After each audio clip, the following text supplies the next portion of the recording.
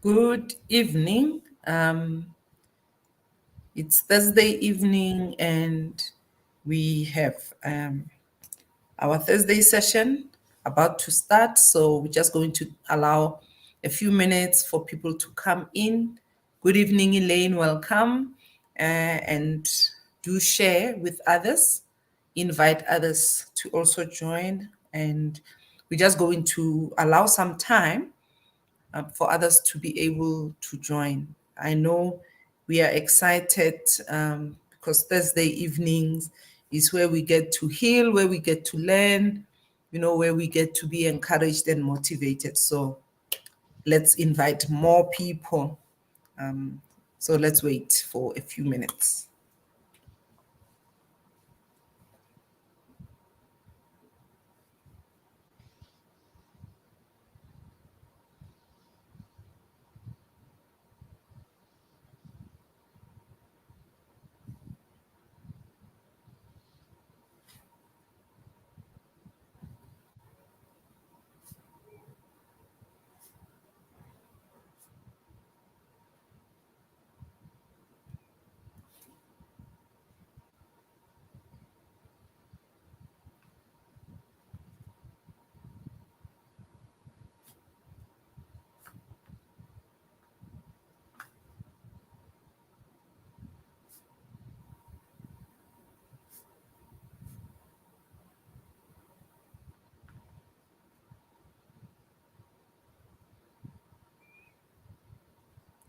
Good evening, Tatekekana. Welcome.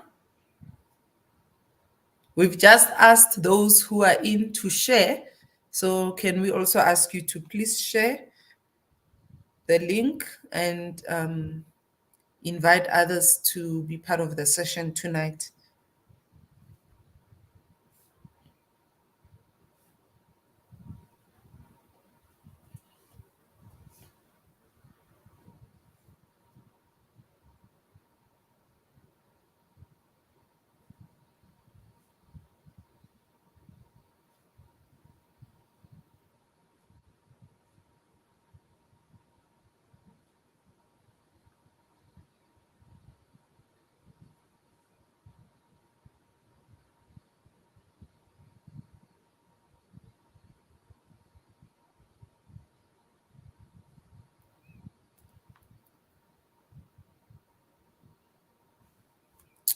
Please don't forget we are live on Facebook. We are also on Instagram and YouTube. So those who can't access us through Facebook, please let them know they can also access us through YouTube and also Instagram.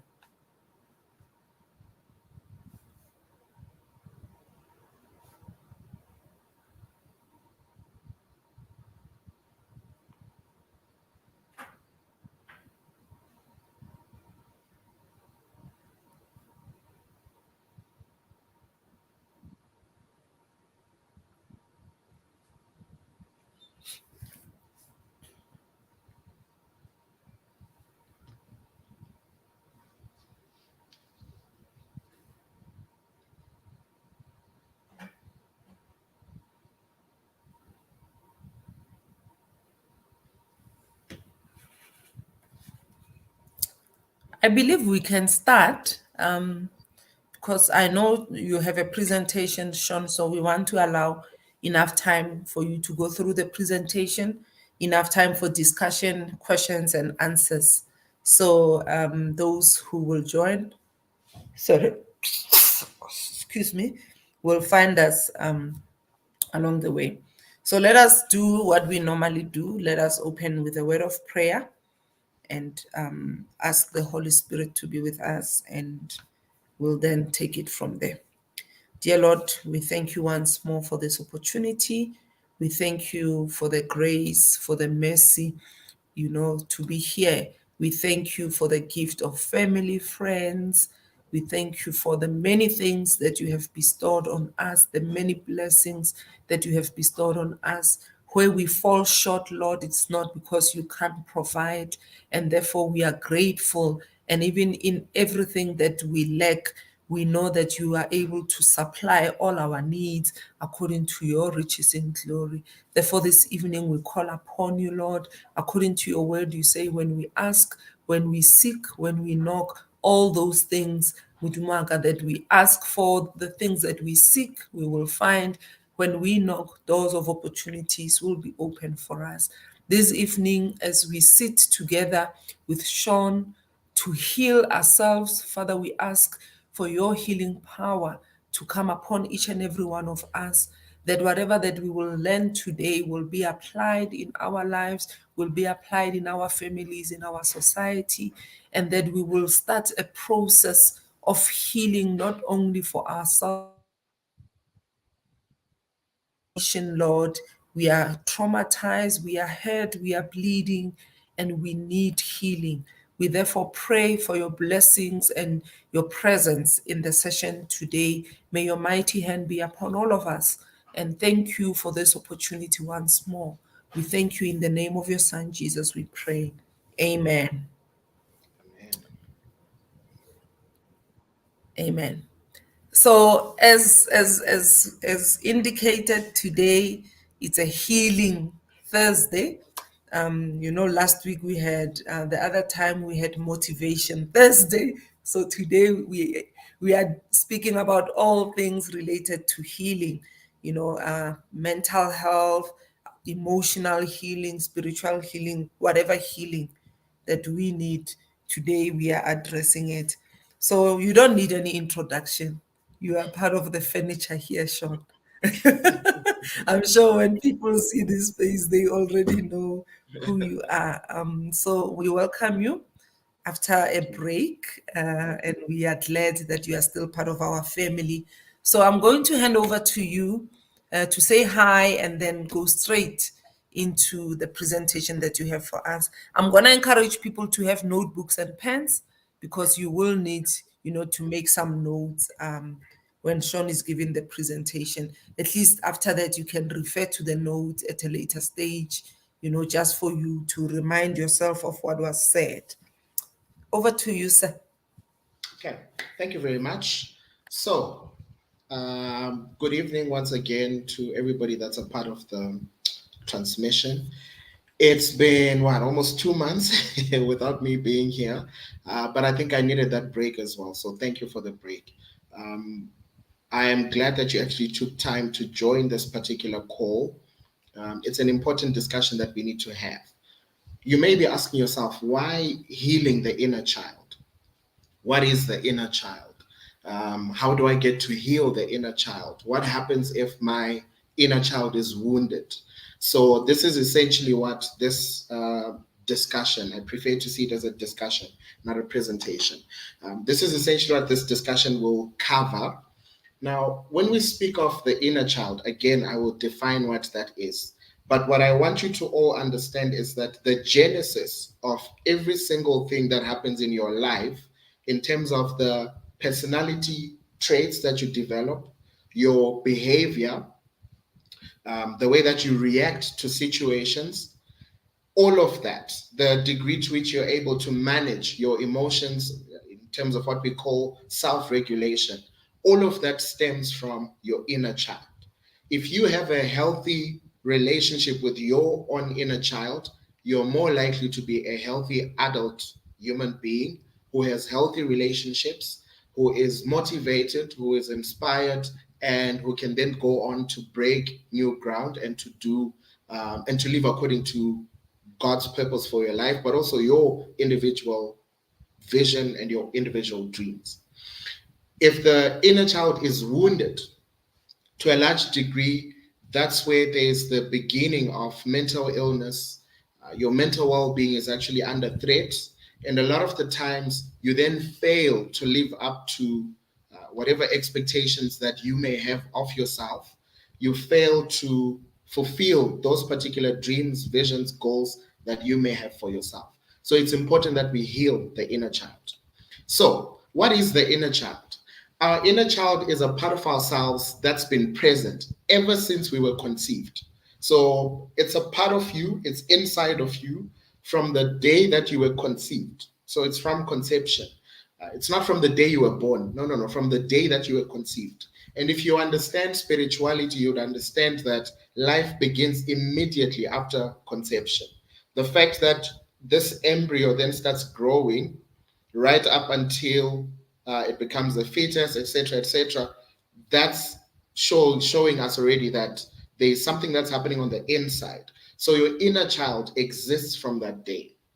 So your inner child then is also responsible for recalling all of the good experiences that you may have gone through as an individual in your childhood, but it's also responsible for remembering all of your childhood fears, all of your traumas, any kind of neglect that you may have suffered as a child, and any significant loss that you may have suffered.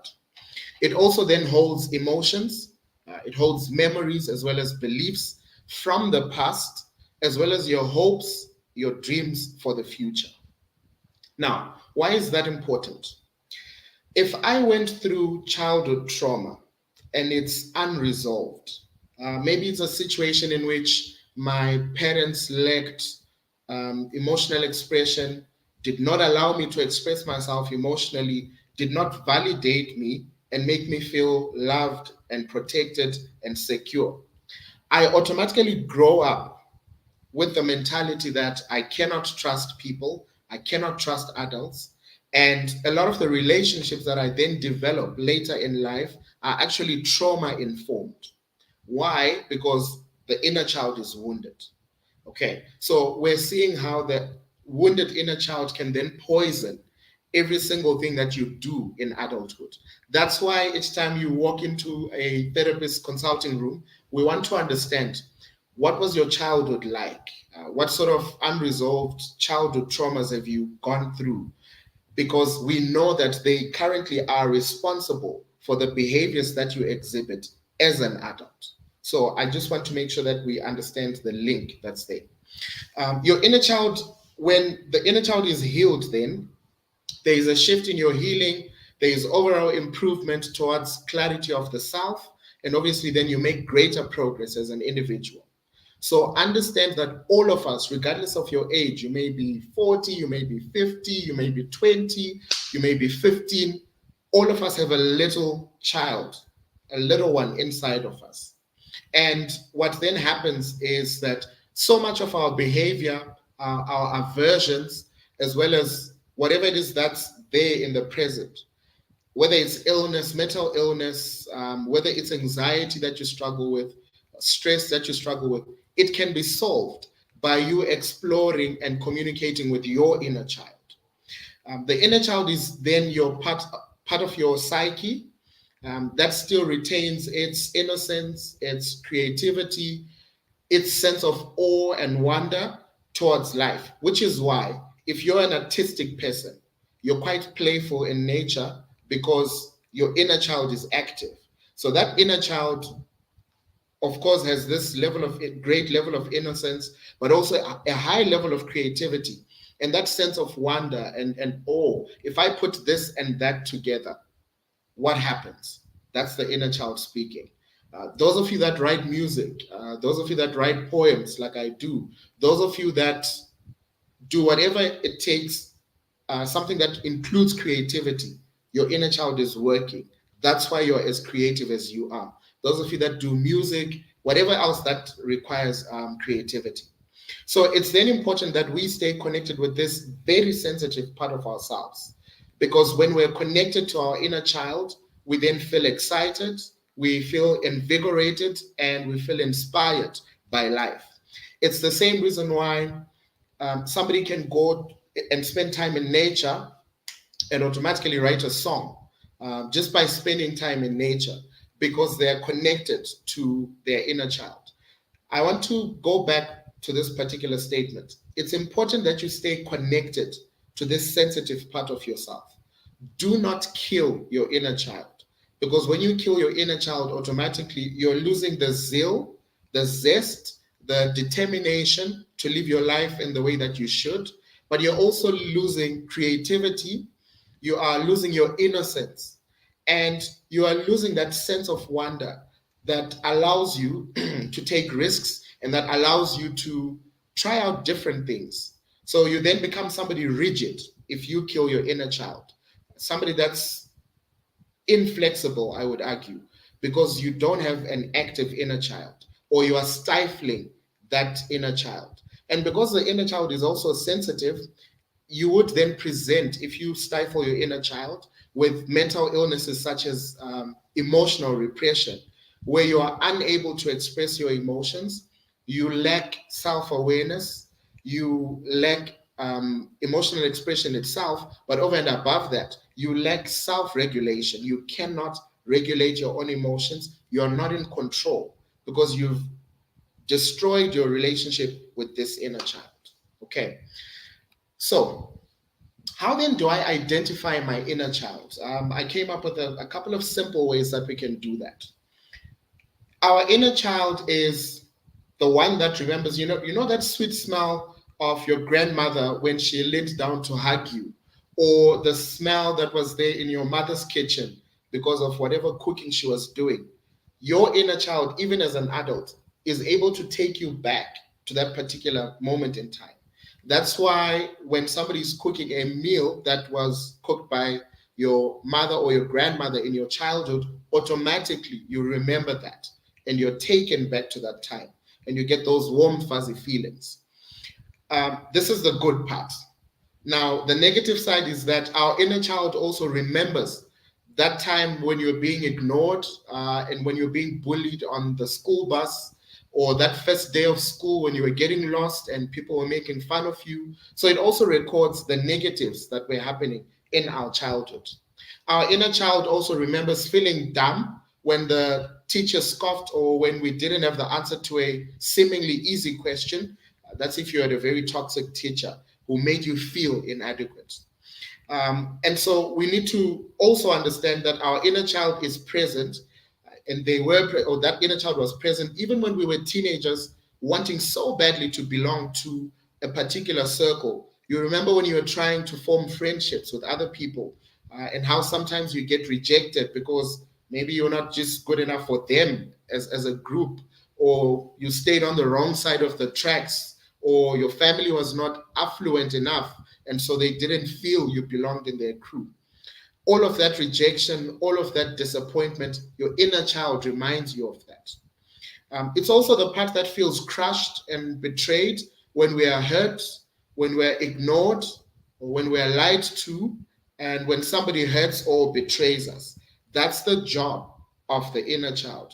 And so I'm trying to show you how active it is, even as you're an adult now. Even if you may be nearing your pension or you are in the middle of your life, whatever stages you are at, it's still active, it's present, and it's working.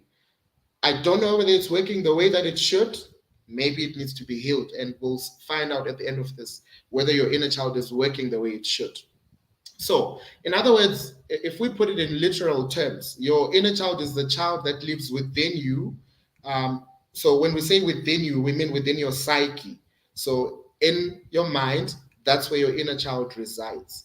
And that inner child, then you would know, because of the proximity to the brain, your inner child can then become responsible for your cognition. So, in other words, your thought patterns, the way that you perceive yourself, the way that you perceive the world, the way that you structure your thoughts, the way that you react to situations that happen to you. All of that can then be determined by your inner child. So, what is a wounded inner child?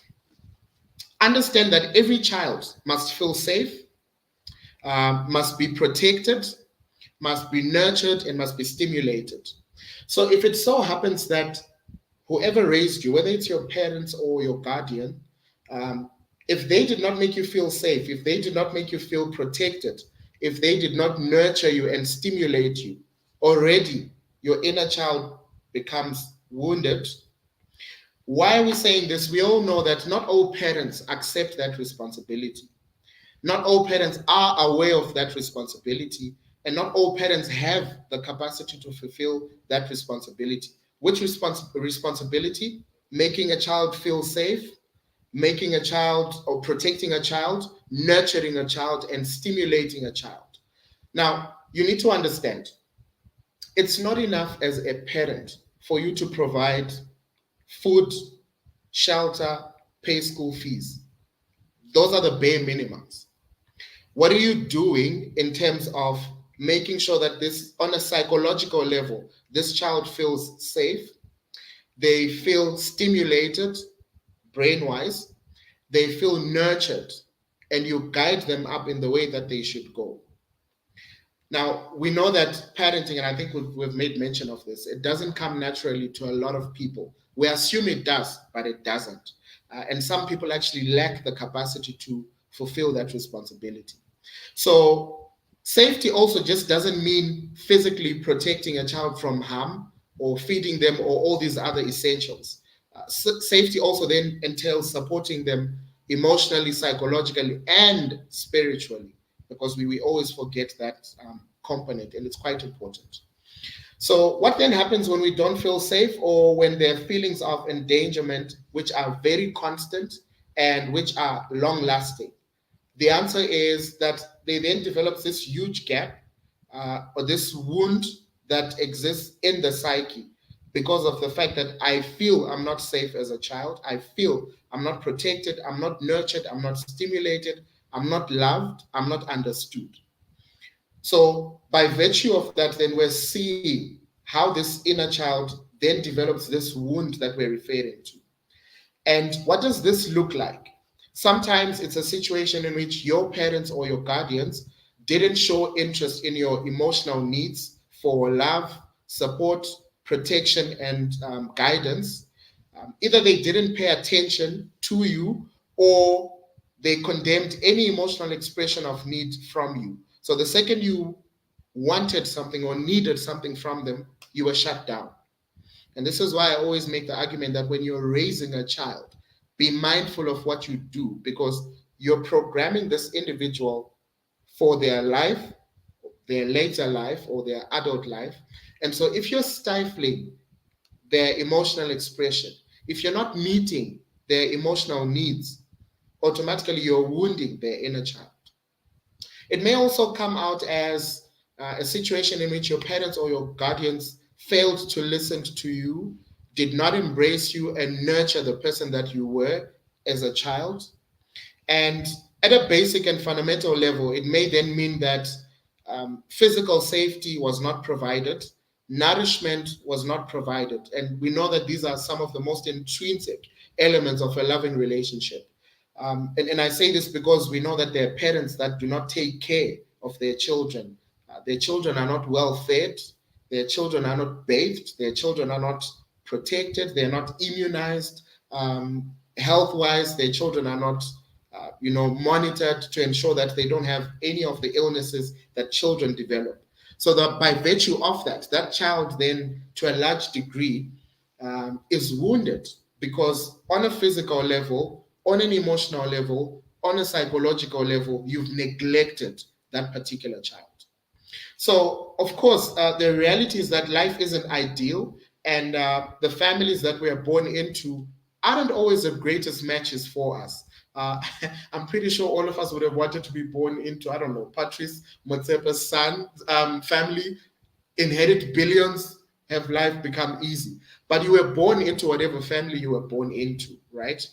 And sometimes what that looks like, a wounded inner child looks like a situation in which you are taught that it's not okay for you to have your opinion. And I know that in many of our cultures, this is what happens. Children are only supposed to be seen, and they're not supposed to be heard. So the second you have a child who is quite expressive emotionally and even vocally, a child that speaks their mind, that child is turned down, that child is instructed to keep quiet, that child is dismissed as being too naughty, too independent even. And when you're doing that, you're already stifling this inner child. And a lot of the times then what is going to happen is, when this child grows up, they will struggle with self-expression.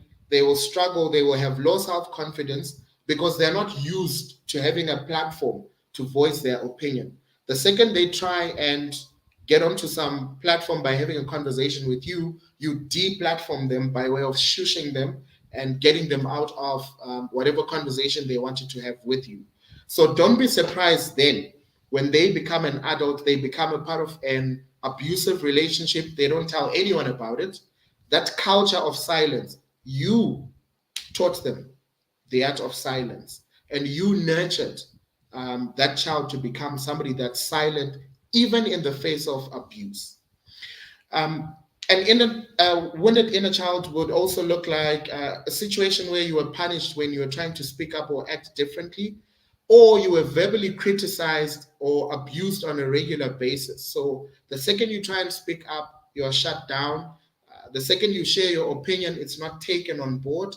You're not given the platform to voice that opinion. And I hope for those of you that are parents right now, you are not parenting your children in the way that you were parented. Because for me, that would be a failure. Why? The times are different.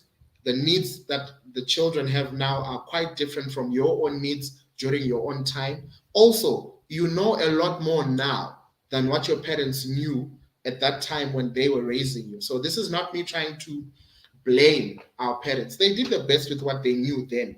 But right now, there's so much information.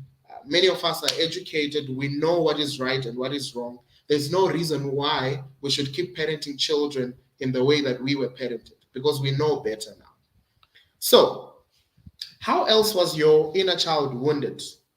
It may be that you were physically punished or your physical boundaries were violated, maybe through sexual abuse, you being forced to do certain things that you didn't want to do as a child by an abusive adult. Even that physical punishment, it's a violation of boundaries to some degree. You may also have been made to feel responsible for your parents' happiness, their level of happiness. And maybe you're actually made responsible for your actual parents. And I say this because there are children who have to grow up quite quickly because they're being raised by alcoholic parents or parents that are emotionally unavailable or parents that are toxic in nature, parents that depend on drugs and alcohol, such that they cannot exercise proper care and control over this child. So what you then find is that, especially if it's the firstborn child and there are other children, this firstborn child is now being forced to become an adult because they have to take care of their siblings. Why? Their parents are incapable of doing that or are just way too irresponsible to do that. It may also have been a situation where your parents think you are their therapist. And I've seen such situations, sad as they may be, where when the parents are having problems between themselves, they depend on this one child. The one parent comes, bashes the other parent, then that other parent comes and speaks negatively about the other parent to this child. So now this child is left in the middle and now has to play the role of a referee to make sure that these people don't kill each other. Already you're wounding that child's inner child. Yeah. It also may be that you were not given physical affection. So we're talking about hugs, we're talking about kisses, we're talking about cuddles from your parents. The reason why that is important, and I maybe just need to explain to everybody that's on the call. Human beings by nature thrive on connection and on physical touch. Are you aware that one of the easiest ways of calming down, one of the easiest ways of controlling your central nervous system when you're panicking is to get a hug from someone that you love? If they just hug you or cuddle you in that very moment, your central nervous system reboots, it becomes a lot calmer and a lot more settled.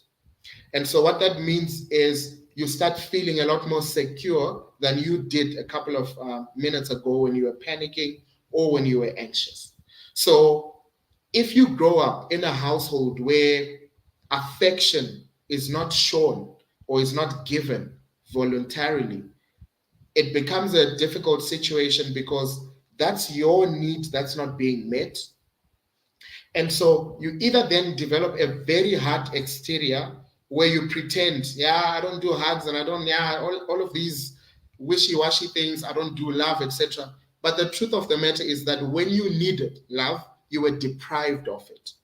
And so you then, as a way of defending yourself and as a way of protecting yourself, the brain then developed this defense mechanism where you become somebody that doesn't like physical touch. It's not that you don't like it, but because it was not given when you needed it as a child, you then learn to do without it.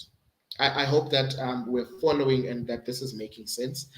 And then obviously, if there was emotional neglect, again, that lack of validation, that lack of emotional expression, that's another way that your inner child would have been wounded through.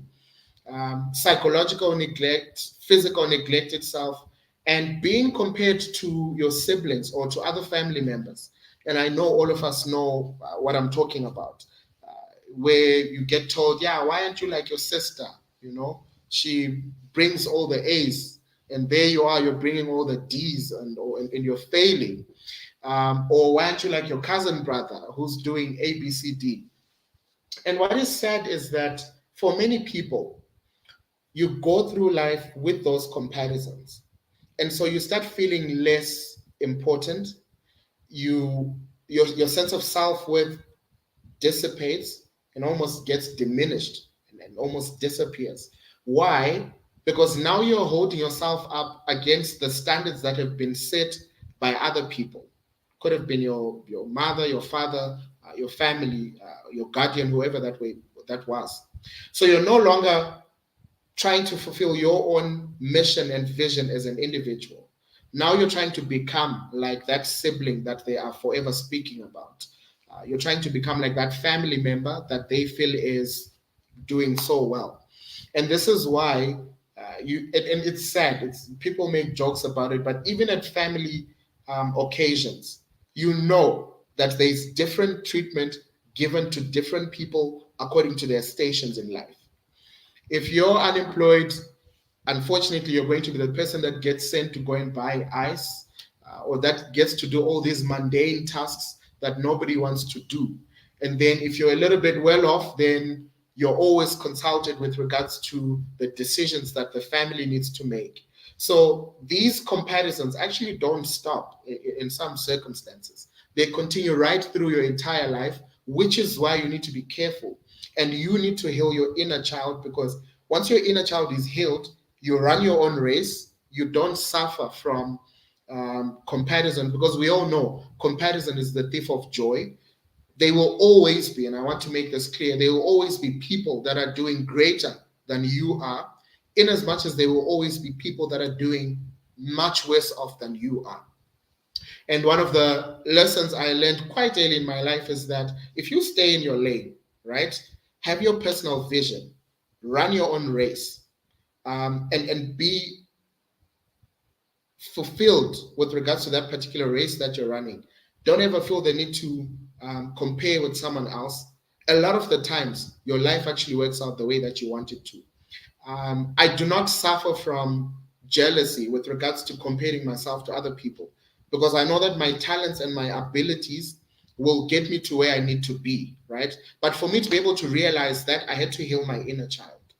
I had to stop the comparisons, right? And so when I realized that, okay, all of us are actually gifted. We may be gifted to differing degrees, sure, but we're all gifted.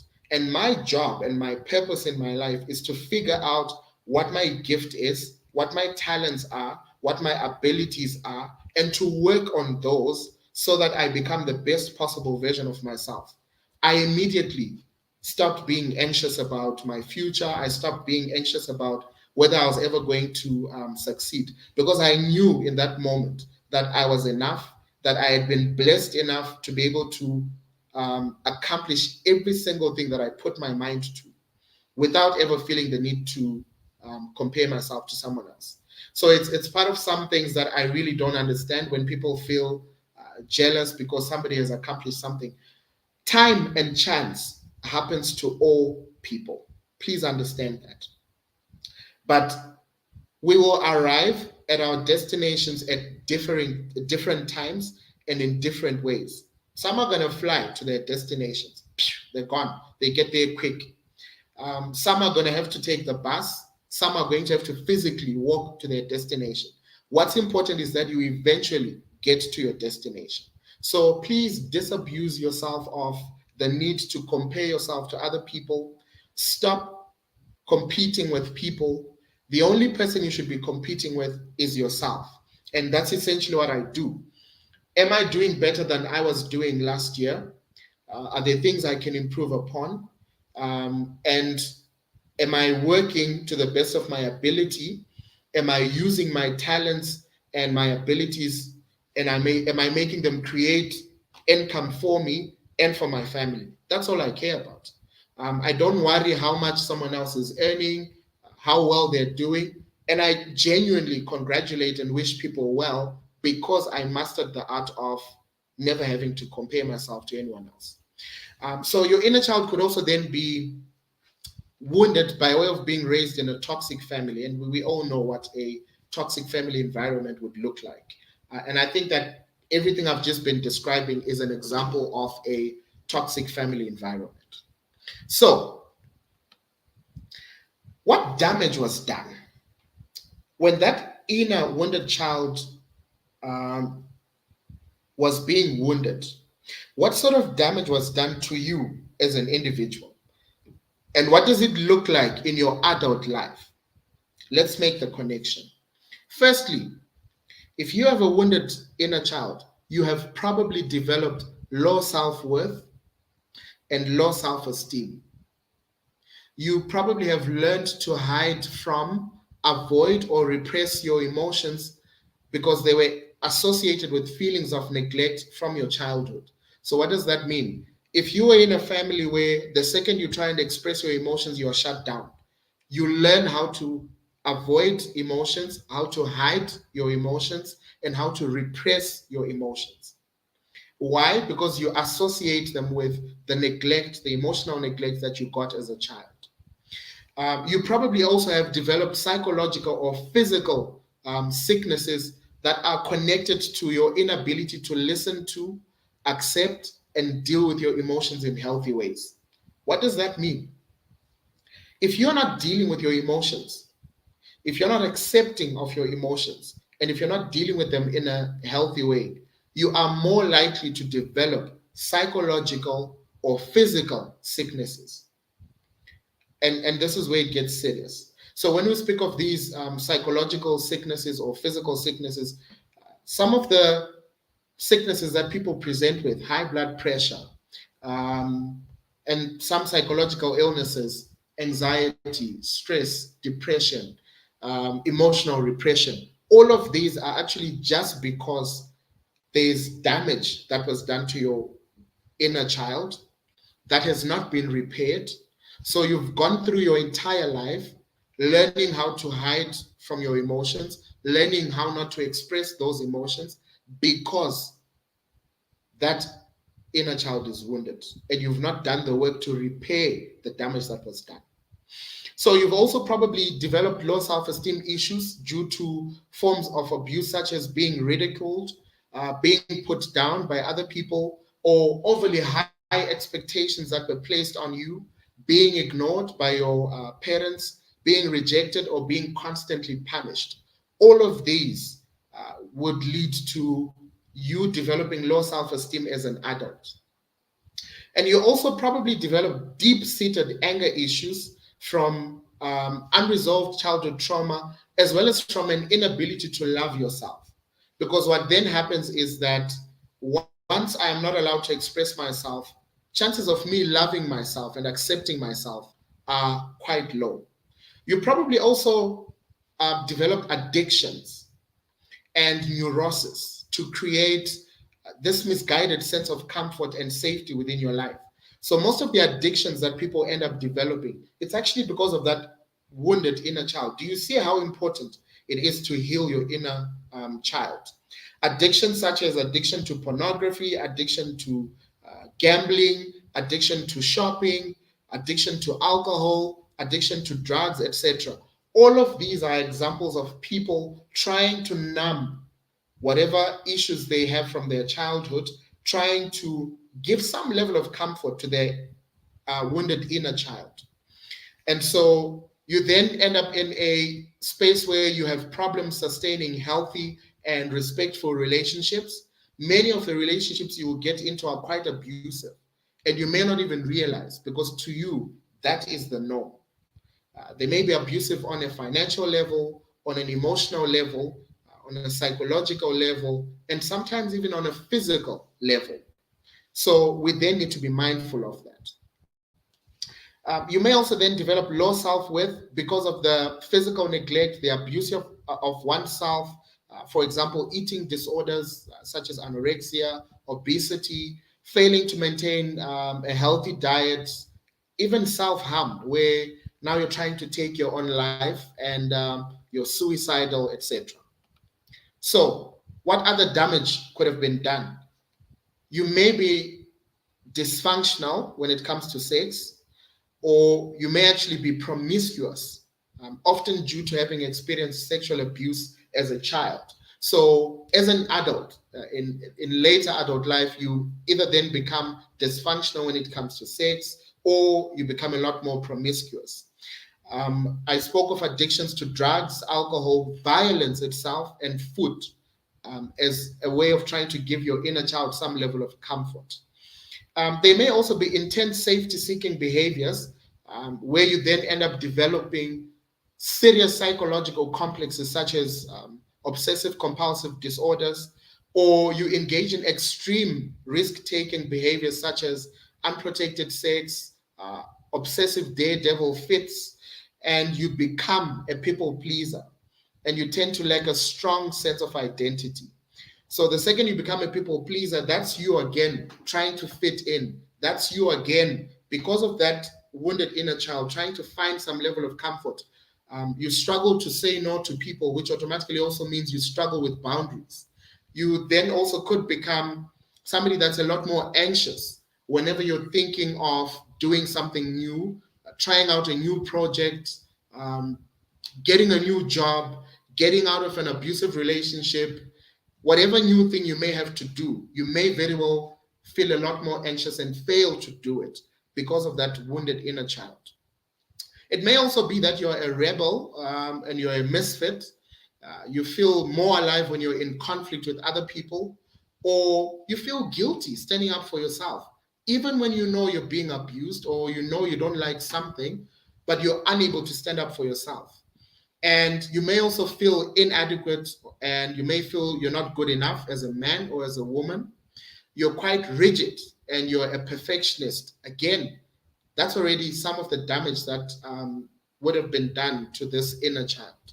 You avoid conflict at every chance possible. So these are situations where even when you know you are right, you still choose to make peace, and people hide behind, no, I just love peace. Yeah, it's not that. You're trying to avoid conflict. And your deepest fear could be abandonment because of that inner wounded child. So you then do anything to cling to a relationship, even when you know you really shouldn't be in that relationship anymore. Even when you know you're putting yourself at greater risk by being in that relationship, you still stay because of that fear of abandonment. Okay, so ladies and gentlemen, these are some of the damages that can be done to an adult if they have a wounded inner child.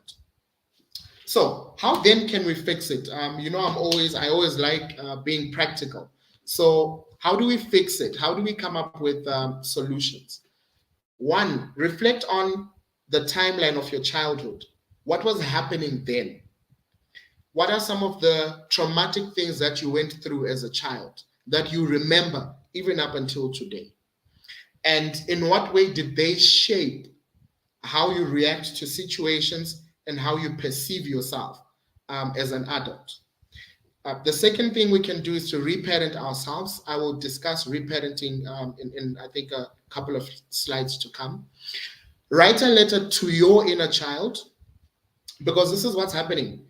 When we speak of reparenting, for example, you are giving your inner child what they didn't get when you were a child. So to set them free, you give them that. So it could include you writing a letter to your inner child. And I want to give a practical example. When I was I think it was my last year in high school, so the matric year, I probably had about 5 or 6 prizes that I won on speech night because of being number one in a particular subject, right? But because my mother at that time was working for some international non-profit organizations, she couldn't come because she was wherever she was. And I remember how sad it was for me to, each time that my name was called out, stand up and walk to the stage and receive that certificate and that little trophy. And the only people cheering were, well, obviously the educators and my friends. So even though she wasn't actually neglecting me, she had to work, right?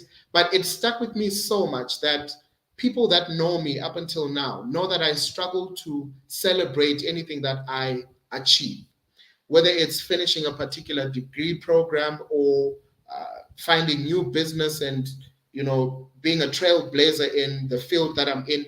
I struggle to celebrate anything, including my birthday. Why? Because that day, the one person I would have wanted to make proud was not there. So it's almost like, for me, it's like, what's the point? This is why you should then try and write a letter to your inner child, expressing what you would have wanted your parent to express to you at that time that you were a child.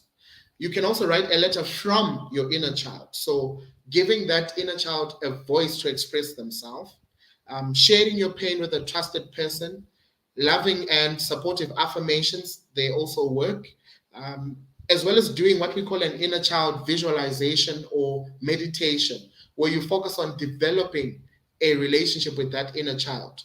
Try as much as possible to be your own protector and your own nurturer because you're an adult now. So you could literally reparent yourself.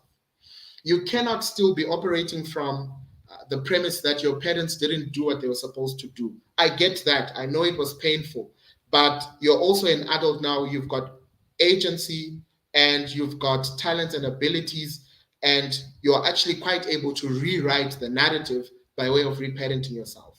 And I'll discuss how we do that.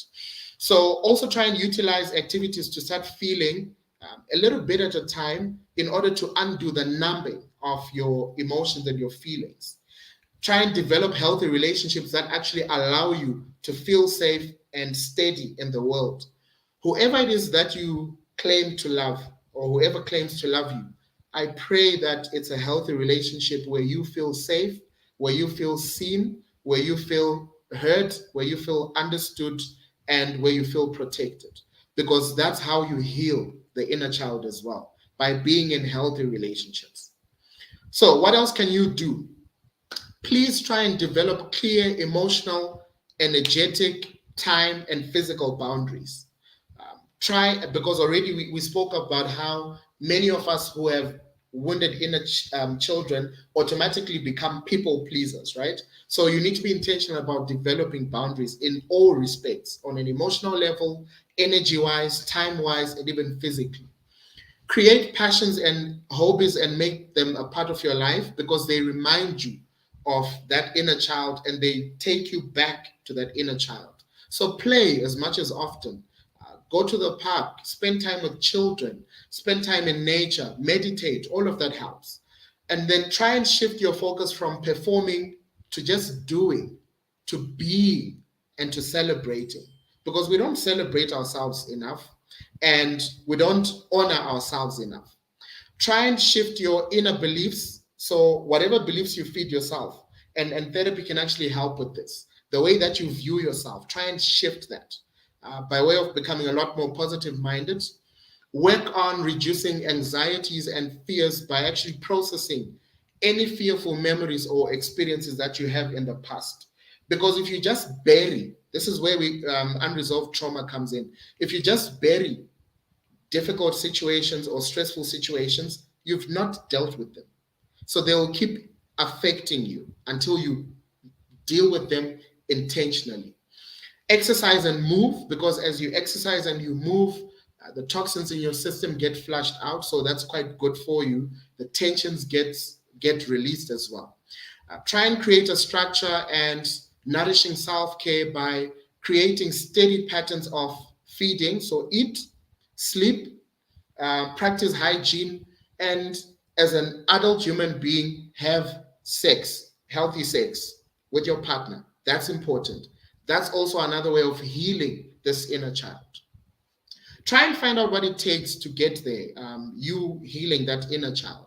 But I think I've given you the practical tools to do that. Practice intimacy, so hugs, cuddles, or sex, or anything where you express yourself, and there's this physical closeness with someone. That also helps you to heal that inner child. Okay. So we spoke of reparenting. So let's quickly just look into what is that. Reparenting is the act of giving yourself what you didn't receive as a child. So if you're going to heal your inner child, remember this inner child is wounded because there were things that you would have needed as a child that you did not get. So as you become an adult, let's then take personal responsibility to reparent ourselves. And let's understand that anyone can begin with the process of reparenting themselves. Yes, it takes time, it takes commitment, and it takes patience. There is no quick fix, and it requires you to show up every day. So, what are the 4 pillars then of reparenting? Develop discipline, cultivate joy, emotional regulation, and self-care. Discipline, joy, emotional regulation, and self-care. If you do those 4 things, if you put in some work into doing those 4 things, you are reparenting yourself. Breathe as much as possible. So this is where we speak of meditating. This is where we speak of breath work. This is where we speak of yoga. All of that helps. And do something as simple as keeping one small promise to yourself every day. Whether you promise yourself, okay, today, whatever happens, I'm not going to panic. Whatever happens, I'm not going to crumble. Whatever happens, I'm not going to become anxious. That's already you reprogramming the mind and reparenting yourself. Tell someone you trust, of course, other than your parents. Please, guys, it's a bad idea to tell your parents you're reparenting yourself, because a lot of the times they just simply think, you're saying we're useless as parents. So tell someone that you trust that you are actually beginning the process of reparenting yourself. And try and use this mantra. What can I give myself right now? Because much of the wounds that we carry come from being stifled, but they also come from being in situations where we're not given what we need. So give yourself as much as you can, whatever it is that you need. Celebrate when you show up, which is why I always say, take it one day at a time, and keep one small promise to yourself every day. That's how you reparent yourself. Okay. Why must we heal the inner child? 1, to address the behavioral patterns that are rooted in child abuse, emotional neglect, and in trauma.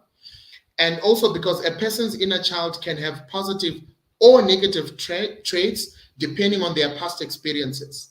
So inner child healing then becomes important because it helps you to recognize past trauma and to provide the necessary tools for you to move forward. It helps you to identify your own needs, your own behaviors, and your triggers. It helps you to develop coping mechanisms, and it helps you discover your unmet needs as well as to foster self-awareness, and helps you to practice self-care. Okay, so as we close, I want you to understand that when it comes to healing, and I guess these are the nuggets that I know that I'll be asked to share at the end. The wound is the place where the light enters you. Please see it in that way. Your wounds are beautiful. See them as opportunities for the light to enter inside of you. See your wounds as the openings into the best and the most beautiful part of yourself.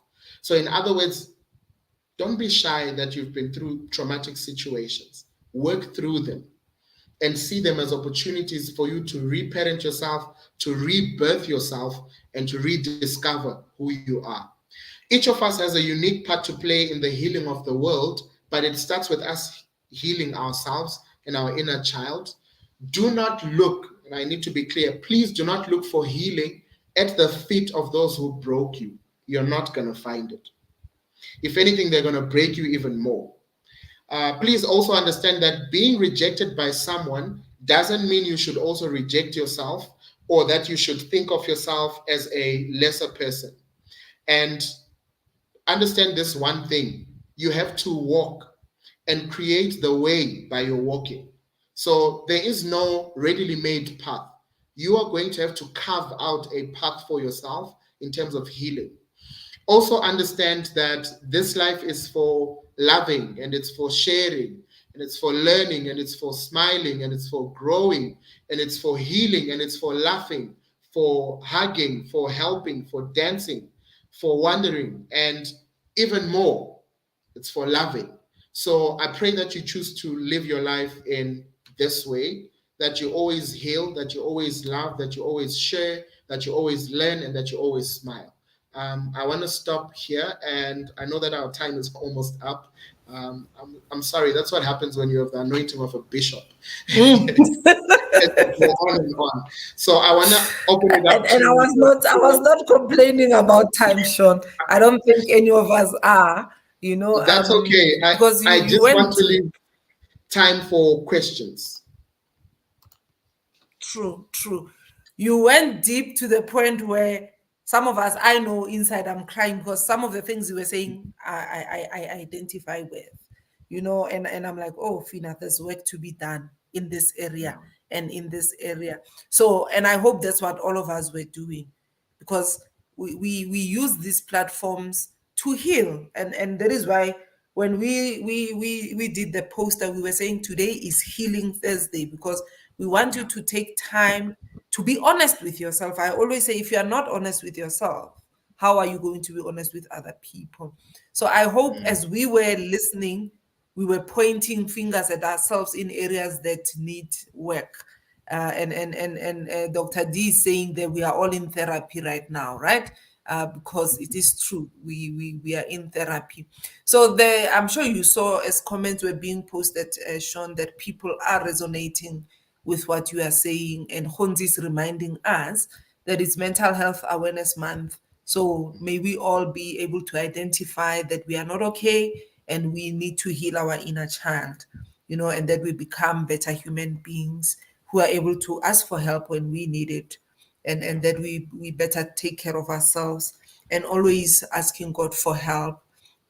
So, Cowhell is also agreeing that, it's fascinating that the much that surround the inner child and how oblivious most of us are when it comes to the importance of nurturing that much of ourselves. And it's appreciative. He's appreciating what you've shared, and that is Zimunya.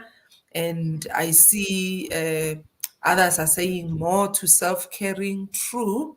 And Tula is saying self-limiting behavior or fear of being successful could also be a sign of a wounded child.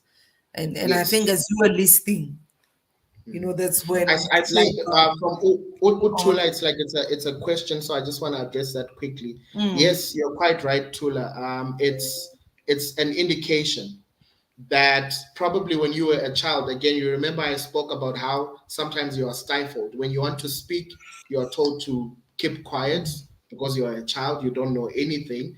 By virtue of that, you then struggle to express yourself and you become fearful of exploring, right? And I just want to quickly make it controversial. Compare this with a child of a white person who gets onto the roof of the house and their parent lays down a mattress and helps them to jump off of the roof safely. If you did that, if you're a black child, you know you're going to get a hiding. So, do you see the difference? The one child is mm. being taught to explore and how to do it safely. The one child is being told, yeah, unalema demon. So, why would you Hey, be our climbing on the obsession roof? with mademonition, wow. Yeah. So, That's something that I automatically, really struggle with, that we have yeah, this obsession with everything about us is demonic. Even when we yeah, want to express, to the point where some of us fear water, right? Because yeah. that's something you are not encouraged to do. Whereas white children sometimes are even born in water. From age Mm, 0, they are already swimming. So I don't mm, know what's wrong with us, and we need to heal yeah, that yeah. in our people. Continue. I interjected there. No, that's fine. It's all of these self-limiting beliefs. So what it means then is that even as I grow up as an adult human being, I'm going to limit myself in terms of the things that I try and explore. I'll give an example. There are so many of us that are doing so well in whatever spaces we may be working in, but you're so afraid of starting your own business, right? Because of that self-limiting belief that you have. You are never going to feel free to risk it all and go and start your own business. You're never going to risk it to try and chase after your passion, whatever your passion is. Why? Because of all these self-limiting beliefs. And even as an adult, you get that from your parents, where they tell you, nah, go and find a government job. It's safe. Everything else is tricky and is risky. So I hope that we get over all of these self-limiting beliefs. I hope that we learn to celebrate ourselves, because we are good enough and we are great enough. So we ought to celebrate that. So avoid issues of criticizing children negatively, avoid shutting them down, let them express themselves, let them be brave, because that's what helps them to develop into healthy adults.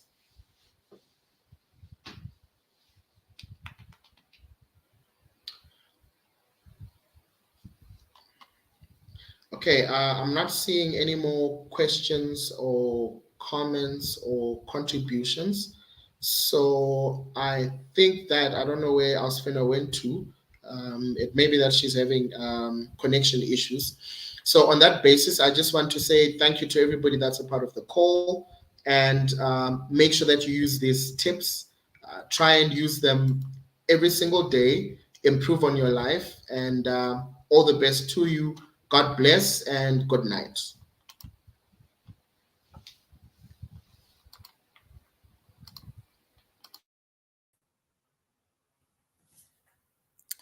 Um, are you still there, Sean? Sorry, I got load shed. I didn't even know because our schedule didn't show that we were going to be load shed. It was supposed to be at 4 until 6, Mm. and that didn't happen. So I guess they changed their schedule. It's now load shedding, but we are back on. So let's Okay. finish the thoughts that you had. Sorry. I actually had finished in your absence. We must Yeah. blame HCOM for that. Ish goes. So I'd actually finalize Yeah. that. I'd actually say to everybody, I thank them for being a part of the call. Ask them that they utilize these tips practically every day. And good evening and God bless. But I know God that bless you indeed. would want us to close with a prayer, so please go right ahead. Thank you. As usual, let's close with a word of prayer. And if you find that something hits you during the week, you want